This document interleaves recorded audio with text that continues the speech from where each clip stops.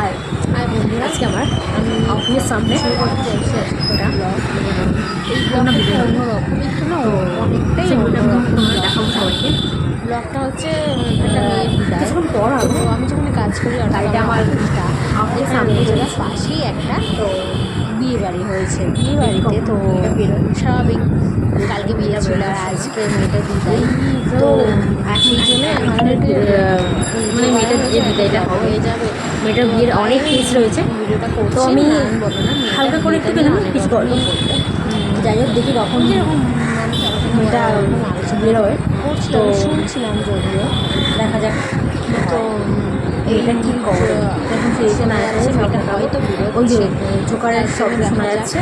তো চলো, গাড়িটা এখানেই আছে আমার দোকানের সামনে।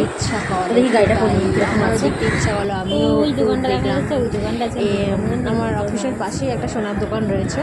এই যে সেই সোনার দোকানটা আমার আজকে আমার মা মতন রয়েছে। এবার চলো গাড়িটা দেখাচ্ছি, বলবোর গাড়ি। এই গাড়িটা করেই আজকে যাই হোক বলবো যাবে বিয়ে, মানে শ্বশুরবাড়িতে যাবে আজকে তার মেয়েটা। এই গাড়িটা করেই মোটামুটি ভালোই সাজিয়েছে, অল্পর মধ্যে তো ঠিকঠাকই লাগছে। জোকারের শব্দ শোনা যাচ্ছে, মনে হচ্ছে আসছে মেয়েটা। ওই যে মেয়ের কেউ হবে আত্মীয়, যে নিয়ম একটা আমাদের বাঙালির আমাদের নিয়ম আছে, মেয়ে যখন তার শ্বশুর বাড়িতে যাবে মানে কনে বিদায় যখন হবে তখন 4টে চাকাতে জল দিতে হয়, যাতে মেয়ে শান্তভাবে সুষ্ঠুভাবে তার শ্বশুরবাড়ি পৌঁছাতে পারে। তার জন্য উনি 4টে চাকাতে জল দিচ্ছে হুটি করে।